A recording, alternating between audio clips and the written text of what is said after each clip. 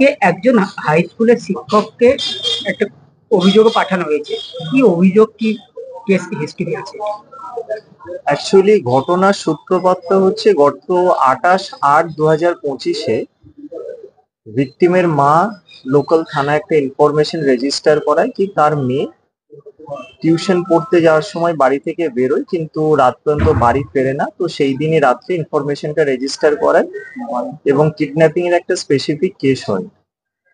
তো পরবর্তীকালে ইনভেস্টিগেশন যখন ফুল ফ্লেজেড স্টার্ট হয় এবং পুলিশ অ্যাডমিনিস্ট্রেশনের তরফ থেকে যখন ফুল এফোর্ট দেওয়া হলো তখন আলটিমেটলি যেটা রেভিলেশন টিল ডেট যেটা হলো, একটি chopped body, dissect body recovery হয়েছে গতকালকে।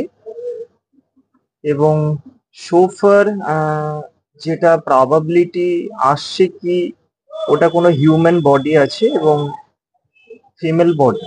তো সেই বেসিসে আজকে কিছু অ্যাডিং সেকশনে প্রেয়ার ছিল এবং এই যে আজকে accused person namely Manoj Kumar Pal, যাকে প্রাইমা ফেসে ওর ইনভলভমেন্ট পাওয়া গেছে, সেই ইনভলভমেন্টের ভিত্তিতে তাকে আজকে কোর্টে ফরওয়ার্ড করা হয় এসিজিএম রামপুরহাট কোর্টে। এবং তার সাথে কিছু অ্যাডিং সেকশনের প্রেয়ার, যেটা 103 সাবক্লজ 1 মার্ডার এবং তার সাথে ডিসঅ্যাপিয়ারেন্স অফ এভিডেন্স। তো 15 ডেজের পুলিশ রিমান্ডে প্রেয়ার ছিল। মাননীয় এসিজিএম কোর্ট রামপুরহাট সমস্ত কিছু কনসিডার করে 9 ডেজ প্রেয়ার অ্যালাউ করেছেন এবং অ্যাডিং সেকশনে প্রেয়ার গুলো অ্যালাউ করেছেন। তো বেসিক্যালি অনেকদিন ধরেই এনার উপর একটা রেকি চলছিল এবং সাবসিকুয়েন্টলি কিছু টেকনিক্যাল অ্যানালিসিস এবং সার্কামস্ট্যান্সিয়াল এভিডেন্স বা আই উইটনেস এগুলোর ভিত্তিতে এনার ইনভলভমেন্টটা অনেকটাই ভেরিফাই হয়ে এনাকে ফরওয়ার্ড করা হয়েছে। তো এই হচ্ছে আজকের প্রোগ্রেস এবং ফার্দার ইনভেস্টিগেশন আফটার পিসি পিরিয়ড, পরবর্তী ইনভেস্টিগেশনের যে প্রোগ্রেস সেগুলো আমাদের উঠে আসে। এটা পরিবারের অভিযোগ ধর্ষণ করে নাকি খুন করা হয়েছে।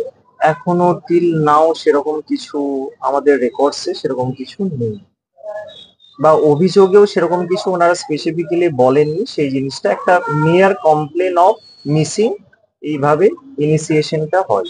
মৃতদেহ উদ্ধার হওয়ার পর এটা এখন বডি তো ইয়েট টু বি ডিটারমিন, এখন ওই জায়গাগুলো তো অন রেকর্ডস কিছু এরকম নেই।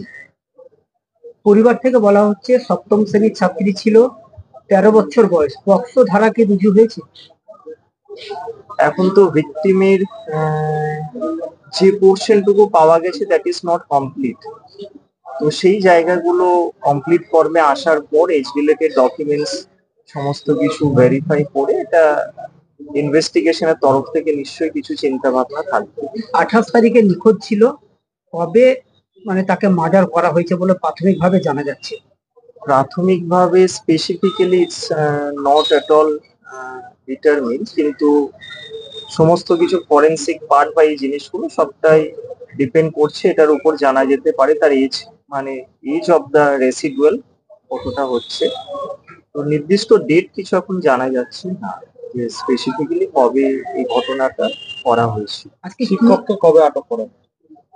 শিক্ষককে গতকালকে অ্যারেস্ট করা হয়েছে এবং ওনাকে জিজ্ঞাসাবাদ চলছিল এবং লিগেলি বা অফিসিয়ালি গতকালকে অ্যারেস্ট করা হলো। কি অবস্থায় পাওয়া গিয়েছিল ডেড বডি? ডেড বডিটা একটা জাস্ট সিমেন্টের ব্যাগে মোড়া অবস্থায় পাওয়া যায়। তো কোন একটা আইসোলেটেড ডেন্স এরিয়ার মধ্যে সেটা রাখা হয়ে থাকে।